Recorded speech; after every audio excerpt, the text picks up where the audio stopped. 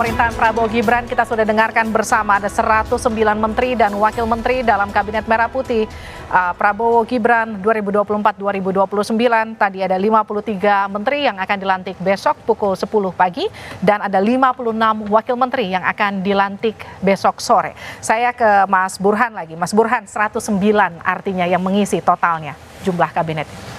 Iya, sebenarnya tidak terlalu mengagetkan ya, karena clue-nya sudah kita bisa lihat waktu Presiden Prabowo itu mengundang audisi dan proses retreat di Hambalang 2 hari.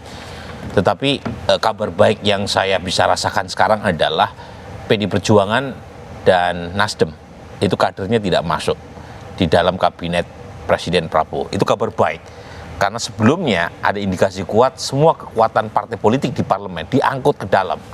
Dan itu akan menihilkan kekuatan penyimbang di parlemen. Nah, setidaknya kita berharap minimal PD Perjuangan, ya, meskipun ada BG di dalam kabinet Presiden Prabowo, tetapi secara formal PD Perjuangan menyatakan bahwa mereka tidak bergabung dalam koalisi pemerintahan, meskipun di parlemen tentu saja mereka mendukung kebijakan yang dianggap baik.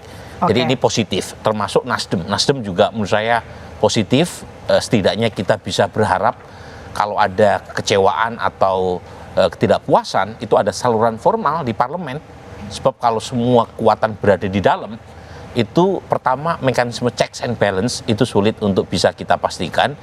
Yang kedua, nah ini studi komparatif nih, negara yang memiliki oposisi atau penyeimbang itu democratic governance lebih baik, economic performance lebih baik. Karena alternatif kebijakan tersedia, koreksi kebijakan tersedia, dan pemerintah akan mendapatkan masukan yang berharga. Nah, ini studi komparatif ya. Jadi Pak Prabowo saya kira tidak harus ya untuk mengangkut semua kekuatan ke dalam, karena otomatis akan menutup pintu buat masuknya koreksi kebijakan yang positif. Itu kabar baiknya yang saya lihat dari pengumuman Pak Prabowo malam ini. Kalau dari sisi Mbak Tejo, bagaimana Mbak Tejo tadi melihat pengumuman? Ya, menurut saya yang nggak ada kadernya di dalam Nasdem. PDIP ada. Begitu. Budi Gunawan, walaupun secara kekaderan tidak representatif PDIP, tapi secara spiritual, ya mungkin ya, secara kosmis mewakili PDIP. Melihat Budi Gunawan. Dan jangan-jangan ketika Pramono Anung. Liviana masih bertanya kosmis maksudnya apa? Iya. secara vibrasi semesta gitu. Jadi Pak Pramono Anung ketika datang siang-siang itu bawa utusan khusus dari Bu Mega, jangan-jangan itu. Cuman pertanyaanku, begitu 109 Mbak Teleza, 109 Menteri Wamen, saya langsung kebayang Mercy itu satu kalau nggak salah 2,9 sampai 3 M Mercy Menteri itu. Kalau Mercy itu sudah berarti 327. Sekarang harus mobil listrik, Pak. Karena kan harus mendukung lebih mahal lagi.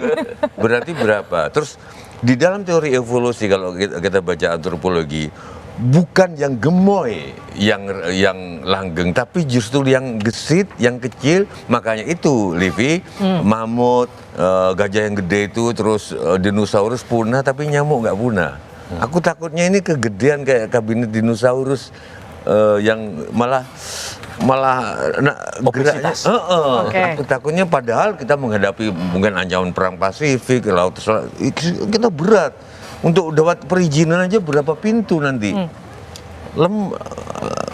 Bagaimana menghadapi gitu loh. Tapi artinya gini, kita sudah melihat ada 109 menteri dan juga wakil menteri yang akan mengisi kabinet Merah Putih. Lalu kemudian apa? Tapi namanya bagus. Namanya bagus banget. Namanya bagus. Top.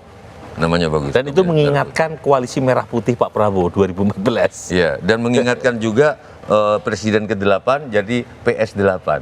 Iya kan? Simbolnya Pak Prabowo. Tapi sebenarnya gini, Mbak Tejo, kalau kita bicara ini kita sudah menuju ke akhir program kita mengawal pemerintahan Prabowo Gibran. Satu kata kalau melihat pemerintahan Prabowo Gibran, harapan Mbak Tejo 5 tahun ke depan seperti apa? Nanti dijawab saja dah. Bersama kami. Bersama kami masih dalam program mengawal pemerintahan Prabowo Gibran. Saya ke Mas Fahri, jadi apa harapan Anda 5 tahun ke depan pemerintahan Prabowo Gibran?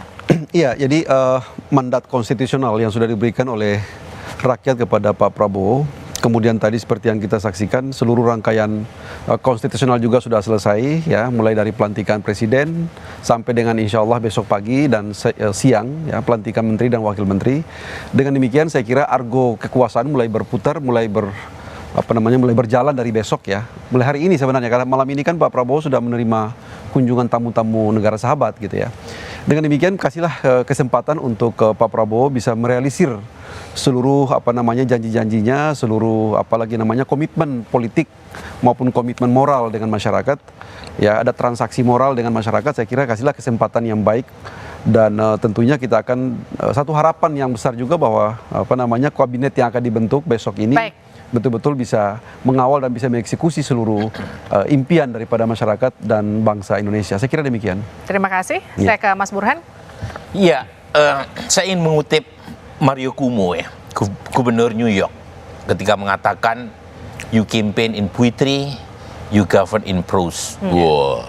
Kamu berkampanye dengan puisi, berpidato dengan puisi, seperti yang dilakukan oleh Pak Prabowo tadi siang, ya, berpidato hampir 1 jam setelah dilantik sebagai presiden.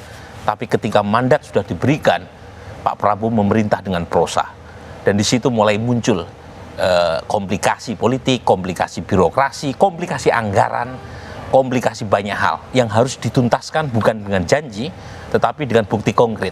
Jadi kita tunggu dalam beberapa waktu ke depan, apakah Pak Prabowo mampu untuk memenuhi janjinya.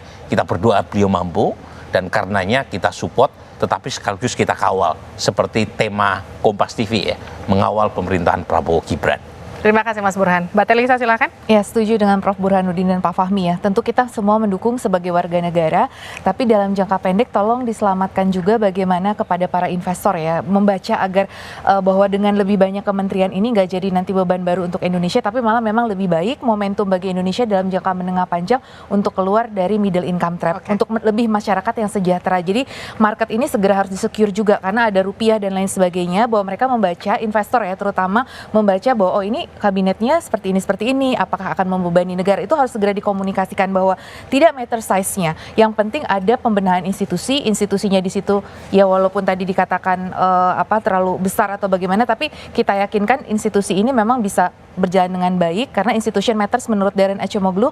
Negara yang tidak gagal atau negara yang berhasil tuh institusinya harus baik. Oke, Mbak Tejo, harapannya untuk kabinet Prabowo Gibran. Kabinet Prabowo. Wakil Presidennya Gibran. Ya, harapan saya untuk Pak Prabowo tetaplah jadi idola Pak Prabowo, yaitu wayang Gatot Kaca, gonjang kanjeng langit yang gagah, dan tetaplah rakyat menjadi Semar yang tidak pernah menjunjung Gatot Kaca, tapi selalu mengkritik dan mengingatkan, selalu menakut-nakuti tujuannya untuk malah memperkekar dia, tidak menjadi penjilat. Terima kasih. Terima kasih Mbak Tejo, terima kasih Mbak Telisa, Prof. Burhan, terima kasih juga Pak Fahmi sudah bergabung bersama kami di program khusus mengawal pemerintahan Prabowo Gibran. Saudara, memang prosesi pelantikan hingga serah terima jabatan sudah selesai, sumpah presiden dan wakil presiden juga sudah diucapkan, kabinet merah putih sudah diumumkan, besok kabinet ini akan dilantik. Selamat bertugas Pak Prabowo dan Mas Gibran serta seluruh menteri dan juga wakil menteri yang akan dilantik besok. Kita tunggu pemerintahan yang baik, bekerja untuk rakyat dan membawa Indonesia lebih maju ke depan. Demikian program khusus mengawal pemerintahan Prabowo Gibran. Terima kasih sudah bersama kami di Kompas TV. Saya Liviana Cerlisa. Sampai jumpa.